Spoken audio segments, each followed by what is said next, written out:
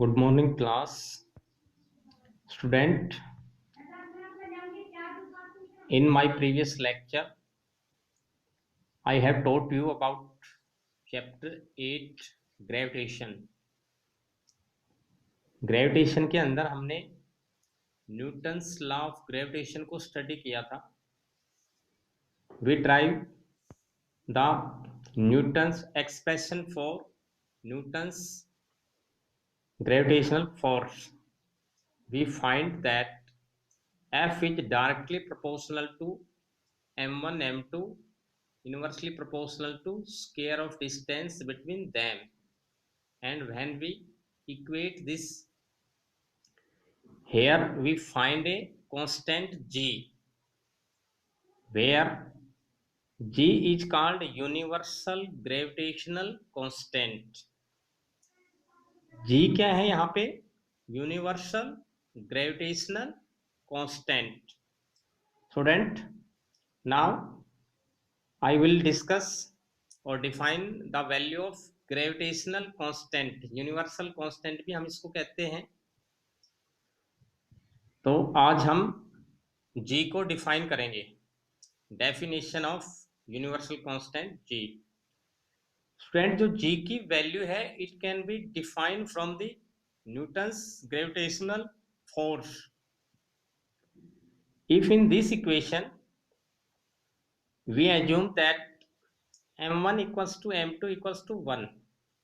Both mass are equals to 1 kg and distance between them is also 1 meter. See in this diagram.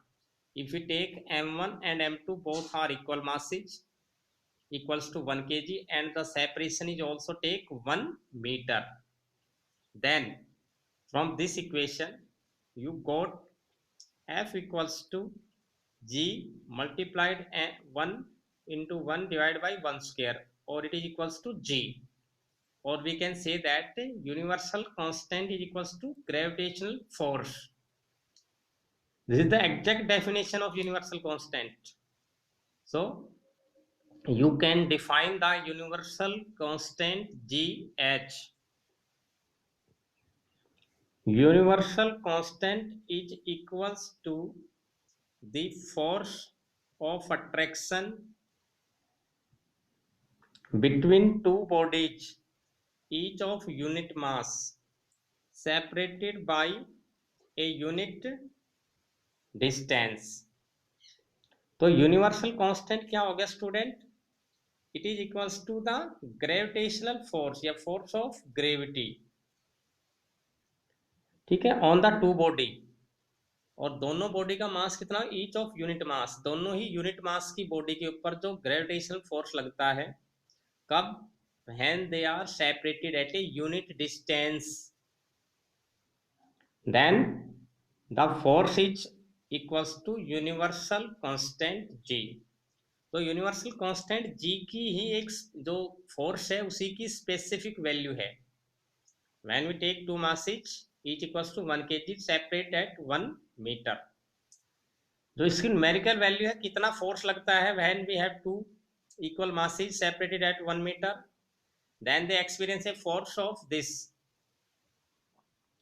6.67 multiplied 10 raised to power minus 11 newton metre square पर kilogram square. इतना force experience करते हैं. जो gravitational force होता है तो equal masses each of equals to 1 kg separated at 1 metre apart. तो यहां से जो ग्रेविटेशन कांस्टेंट की जो वैल्यू आएगी वो इसकी न्यूमेरिकल वैल्यू है हमारे पास 6.67 multiplied 10 raise to power minus 11, और इसकी यूनिट है जिससे हम इसको मेजर कर रहे हैं वो भी यहीं से आई है. क्योंकि ये फोर्स के बराबर है तो g को अगर हम एक साइड करेंगे तो यहाँ पे क्या आएगा? Force into square of distance और डिवाइड बाय मासेज का प्रोडक्ट. तो न्यूटन मीटर स्क्वायर पर kilogram square is the unit of universal constant g. ये g की यूनिट है. Student, it is a scalar quantity. Universal gravitational constant जो होता है वो स्केलर क्वांटिटी है. Means it has only magnitude, no direction. So you can define the value of gravitational constant G and its definition on the basis of Newton's law of gravitation. Now next is gravity. Student, gravity is जो earth का force of attraction है सभी objects पे, it is gravity. Gravitation में हमने पढ़ा था कि force of attraction between any two bodies of the universe. Universe के अंदर कोई भी दो बॉडी के बीच में जो फोर्स होता है it is known as gravitation. लेकिन अर्थ का और कोई भी दूसरी बॉडी उनके बीच में जो फोर्स ऑफ अट्रैक्शन होता है वो होता है ग्रेविटी। तो आपको क्लियरली अंडरस्टूड होना चाहिए कि ग्रेविटेशन और ग्रेविटी में क्या फर्क है। ग्रेविटेशन के अंदर कोई भी दो बॉडी का फोर्स काउंट करते हैं, उसको डिटरमाइन करते हैं। और ग्रेविटी का मतलब है जो अर्थ का, अगर अर्थ किसी भी बॉडी के ऊपर अपना फोर्स लगा रही है और ये फोर्स हमेशा अर्थ के सेंटर की तरफ लगता है। हर ऑब्जेक्ट को अर्थ अपने सेंटर की तरफ अट्रैक्ट करती है। यही रीजन है कि हम कोई भी चीज ऊपर फेंकते हैं, कोई बॉल है, कोई स्टोन है, तो वो वापस नीचे की तरफ ही गिरता है, क्योंकि अर्थ का ग्रेविटी का जो फोर्स है वो उसको अट्रैक्ट करता है। और जिस एक्सीलरेशन से वो अर्थ की तरफ गिरेगा, this acceleration is known as acceleration due to gravity. Gravity के कारण से वो आपके एक्सीलरेशन ड्यू टू ग्रेविटी की स्पीड से आएगा। तो ग्रेविटी का मतलब होता है जो अर्थ का फोर्स है बाकी ऑब्जेक्ट्स पर। So study the force of attraction exerted by earth towards its center is called gravity. Force of attraction exerted means डालना, लगाना, किसके द्वारा? by earth, अर्थ के द्वारा जो अट्रैक्टिव फोर्स लगता है टुवर्ड्स इट्स सेंटर, अपने सेंटर की तरफ, इज कॉल्ड ग्रेविटी। इसको हम क्या कहेंगे? Gravity. Gravity is also called earth gravitational pull. इसको हम अर्थ का ग्रेविटेशनल पुल भी बोल देते हैं, जो अर्थ का gravitational force. The force of gravity is equals to the weight of the body. जो ग्रेविटी का फोर्स होता है it is always equals to the weight of the body. जितना भी बॉडी का वेट होता है उसी के बराबर अर्थ उसके ऊपर ग्रेविटी का फोर्स अप्लाई करती है। Suppose m is equals to mass of the body, g equals to acceleration due to gravity। अगर एक बॉडी है जिसका मास है कोई भी m kg है, और ग्रेविटी जो एक्सीलरेशन मैंने अभी बताया था कि जिस स्पीड से कोई बॉडी अर्थ के सरफेस की तरफ गिरती है, अर्थ के सेंटर की तरफ आके गिरती है। जब हम ऊपर कोई चीज फेंकते हैं तो वो कुछ दूर जाके और वापिस, हमें पता है, वापिस आ जाती है सेंटर की तरफ। तो जिस एक्सीलरेशन से एक फ्रीली फॉलिंग बॉडी गिरती है वो एक्सीलरेशन होती है एक्सीलरेशन ड्यू टू ग्रेविटी। तो m अगर मास है, g acceleration due to gravity है, then the force due to gravity becomes equals to weight of body and it is given by mg। जो बॉडी का weight है उसी के बराबर उस पे फोर्स लगता है, और वो कितना होगा? mg। m mass, g acceleration due to gravity. तो स्टूडेंट, हमने स्टडी किया है ग्रेविटेशन और gravity. Now you can differentiate these two terms in tabular form. इनको आप टेबल फॉर्म में भी डिफरेंशिएट कर सकते हैं। Difference between gravitation and gravity, क्या डिफरेंस है? जो मेजर डिफरेंस है वो देखिए इनके।